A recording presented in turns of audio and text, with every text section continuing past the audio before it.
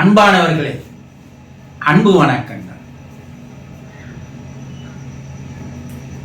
ஒளி ஒளி ஆனாய் நீயே என்று தாயுமானவர் கூறுகிறார். அருட்பெரும் ஜோதி அருட்பெரும் ஜோதி தனிப்பெரும் கருணை அருட்பெரும் ஜோதி என்று வள்ளல் பெருமான் கூறுகிறார்.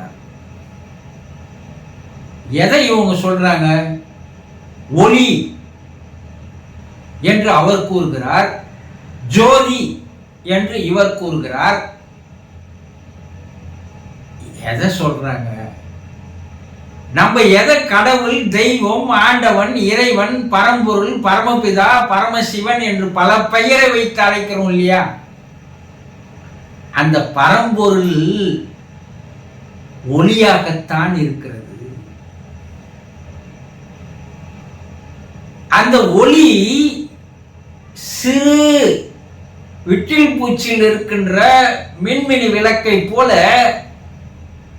உன் உள்ளேயே இருக்கிறது. இருதய தாமரையிலே அந்த உயிர் என்று சொல்லக்கூடிய அந்த ஆற்றல், அந்த சக்தி, அதுதான் நம்மை இயக்கி வருகிறது. இறைவனை காண முடியுமா?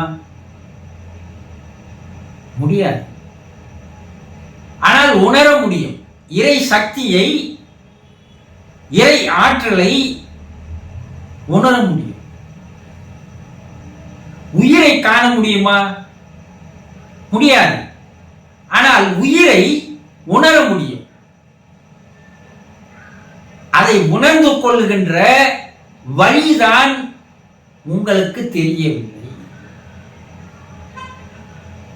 உங்கள் உடலில் இருக்கின்ற அந்த உயிர் என்ற ஜோதியை, அந்த வெளிச்சத்தை நீங்கள் உணர்ந்து கொள்வதுதான்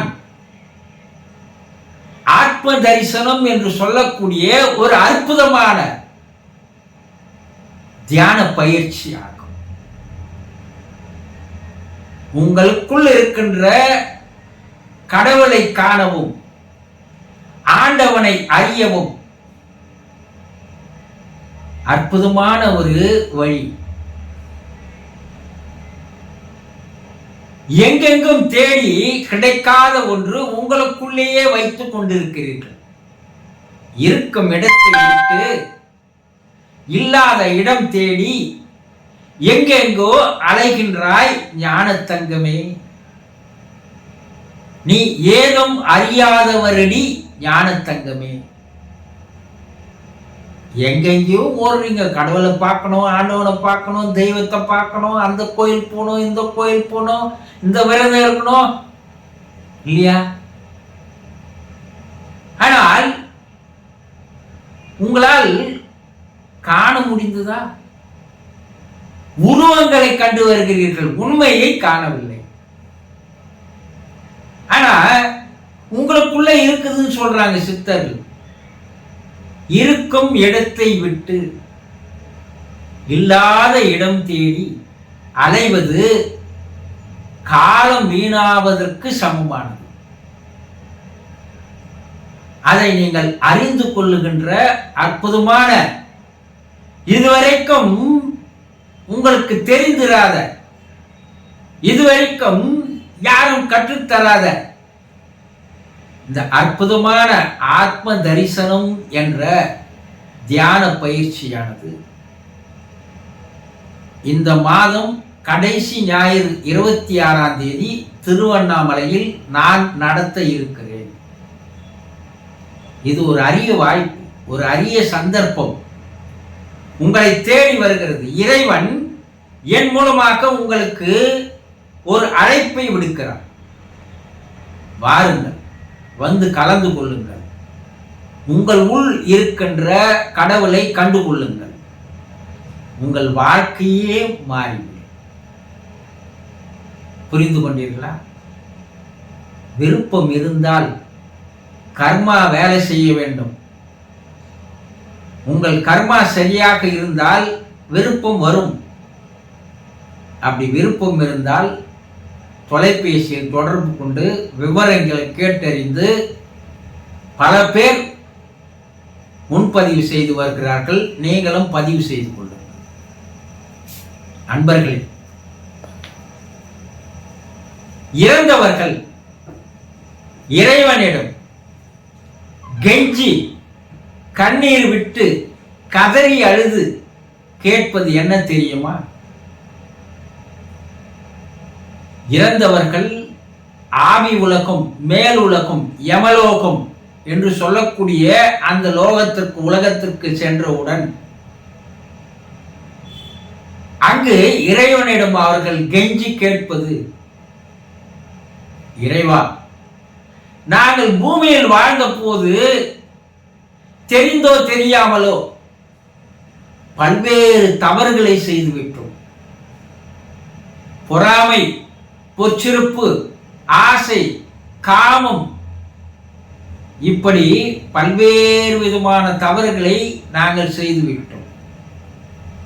ஒரு சிலரோ லஞ்சம் வாங்கி அளவுக்கு அதிகமான சொத்தை சேர்ப்பது, மற்றவரை ஏமாற்றுவது, மற்றவருக்கு துரோகம் பண்ணுவது, நம்பிக்கை துரோகம் செய்வது, இதெல்லாம் கூட தவறுதான். தவறு செய்யாத மனிதர்கள் யாரும் கிடையாது. நானே தவறே செய்யாதவன் சொல்ல முடியுமா உங்களால? உங்க மனசாட்சியை தொட்டு சொல்லுங்க. ஏதோ ஒரு தவறை நீங்கள் செய்து இருப்பீர்கள். அது சிறிய தவறாக இருக்கலாம், பெரிய தவறாக இருக்கலாம், சிறிய பாவமாக இருக்கலாம், மகா பாவமாக இருக்கலாம். அந்தந்த தவறுகளுக்கு ஏற்ற தண்டனை அங்கே கிடைக்கிறது. எதை செய்தாலும் அதற்குண்டான விளைவு இருக்கு. நீங்க என்ன நினைக்கிறீங்க? விளைவு இல்லைன்றீங்க. விஞ்ஞானம்னா சொல்லுது காஸ் அண்ட் எஃபெக்ட், செயல் விளைவு தத்துவம். நீங்க செய்யற செயலுக்குண்டான விளைவு, பலனோ பாதகமோ வந்தே தீரும். அது இப்ப தெரியல, அங்க இறந்தவரை போன பிற்பாடுதான் அங்க இருப்பவர்கள் கூறுகிறார்கள், நாங்கள் செய்த தவறுகளுக்கு இவ்வளவு பெரிய தண்டனையா? இந்த தண்டனை நாங்கள் அனுபவிக்கணுமா? ஐயோ, இந்த தண்டனை பெரிய கொடுமையாக இருக்கிறதே, கவலையாக இருக்கிறதே, வேதனை தருவதாக இருக்கிறதே. இப்படி ஒரு தண்டனை எங்களுக்கு கிடைக்கும் என்று தெரிந்திருந்தால் வாழும் பொழுது இந்த தவறை நாங்கள் செய்திருக்க மாட்டோமே. எப்பா? கண் கட்ட பின்பு சூரிய நமஸ்காரம் செய்வது போல.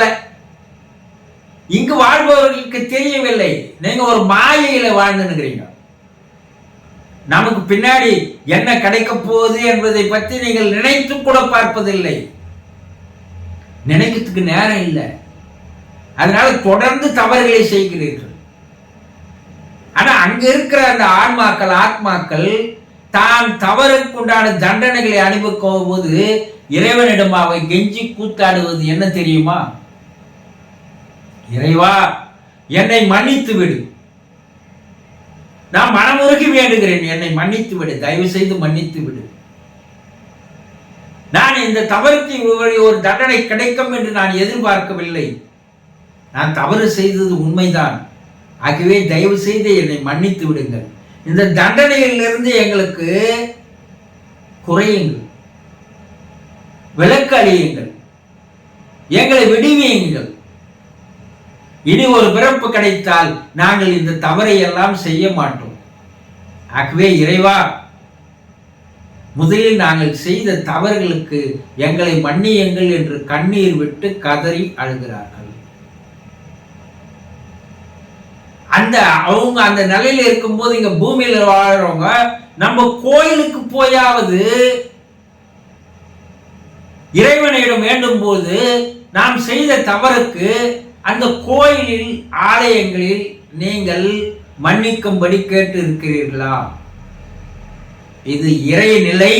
அந்த ஆத்மாக்களை பார்த்து கேட்கின்ற கேள்வி. இங்க என்கிட்ட மன்னிப்பு கேட்கிறீங்களே, நீங்க பூமியில வாழும் பொழுது பல்வேறு கோயில்களுக்கு போனீங்க, ஆலயங்களுக்கு போனீங்க, வணங்குனீங்க, வேண்டுனீங்க. அப்போ நான் செய்த தவறுக்கு, நான் தெரியாத தவறு செய்து விட்டேன், என்னை மன்னியுங்கள் என்று அப்போது நீங்கள் கேட்டிருந்தால் இப்போது இந்த நிலைமை உங்களுக்கு வந்திருக்காது அல்லவா என்று இறைநிலை அவர்களுக்கு உணர்த்துகிறது. இறைநிலை சொல்லுகிறது இல்ல, இறைநிலை அவர்களை உணரச் செய்கிறது, உணர்த்துகிறது. அதை கேட்டுட்டு தான் அவங்க ஐயோ ஆமா நாங்க அங்க தவறு, அங்க மன்னிப்பு கேட்பதை விட்டு விட்டோம், இங்கே வந்து மன்னிப்பு கேட்கிறோம் என்று இறந்தவர்கள் இறைவனிடம் தான் செய்த தவறுகளை எண்ணி வருந்தி கண்ணீர் விட்டு கதறி அழுது மன்னிக்கும்படி கேட்கிறார்கள். இதுதான் அங்கு நடக்கின்ற நிலைமை. இதிலிருந்து மனிதர்களாகிய நாம் புரிந்து கொள்ள வேண்டியது என்னன்னா, இப்போ வாழும் பொழுதாவது நாம் கோயிலுக்கு போனால் நாம் செய்த தவறுகளுக்காக மனமுருகி மன்னிக்கும்படி கேட்டால் இங்கேயே தவறுகளை குறைத்துக் கொள்ளலாம் என்பதை புரிந்து கொள்ளுங்கள். புரிந்து கொண்டீர்களா? சந்தோஷம்.